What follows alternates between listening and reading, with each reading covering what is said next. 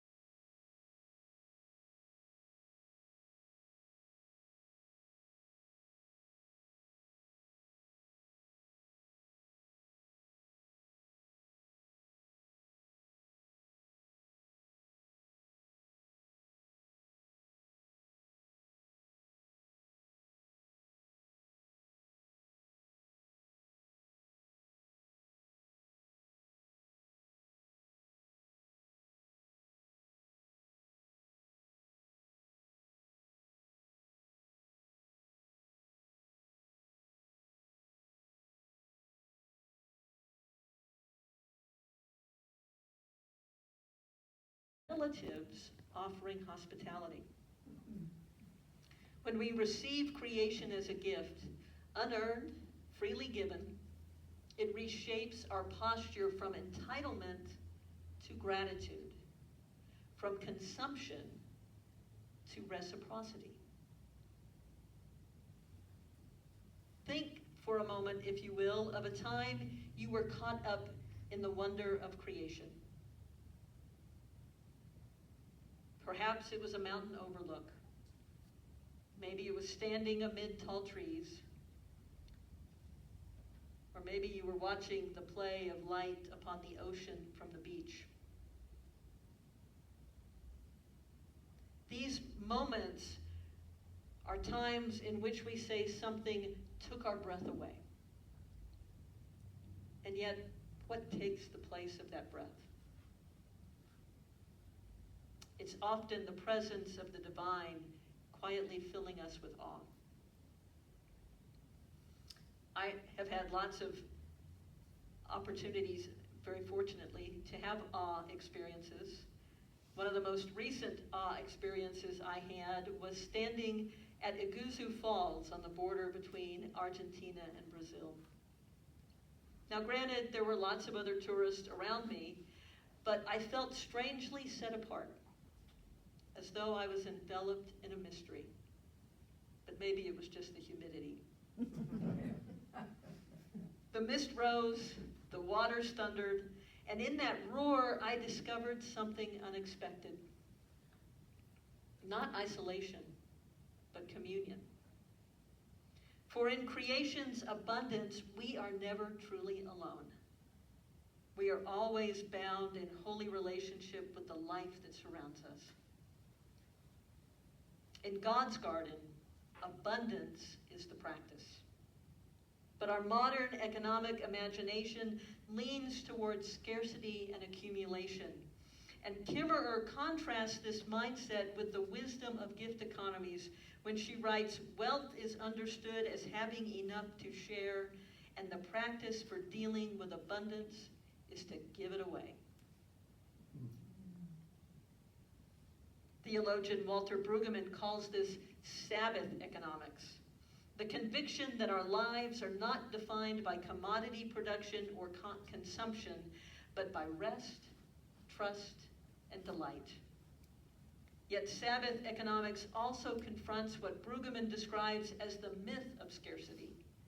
That false belief that there is never enough, which fuels our striving to hoard and hold on rather than share.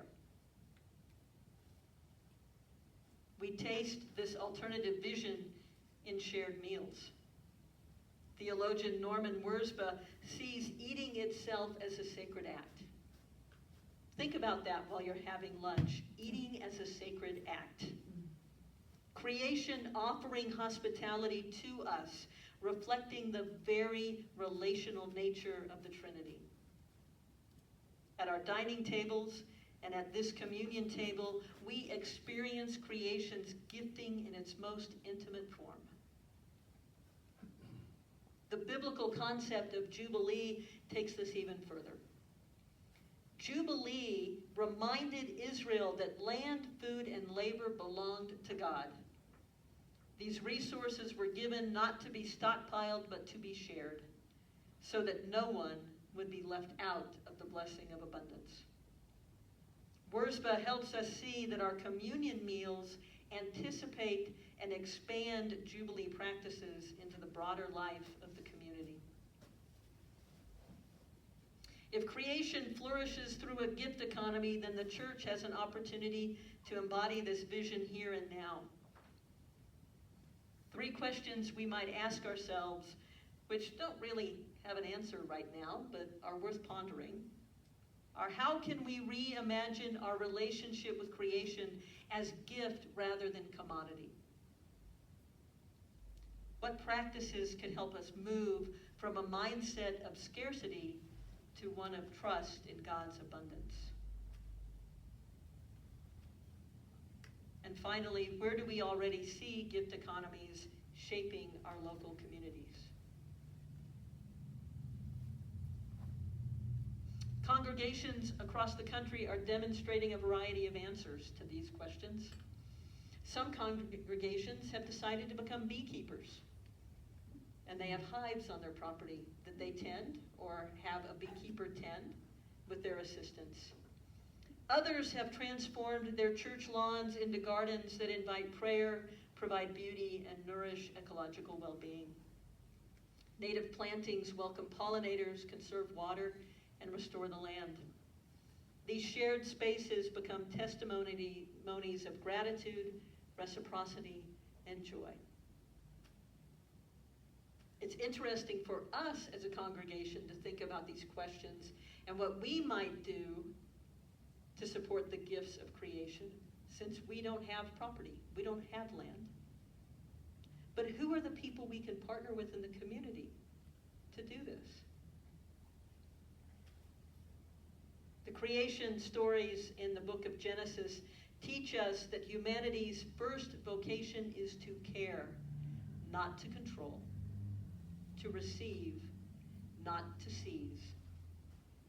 In God's economy, abundance flows not from accumulation, but from generosity. To embrace the gift economy of creation is to live as grateful stewards, to give as freely as we have received, and to join creation's chorus of generosity. May we find ways to do just that. Amen.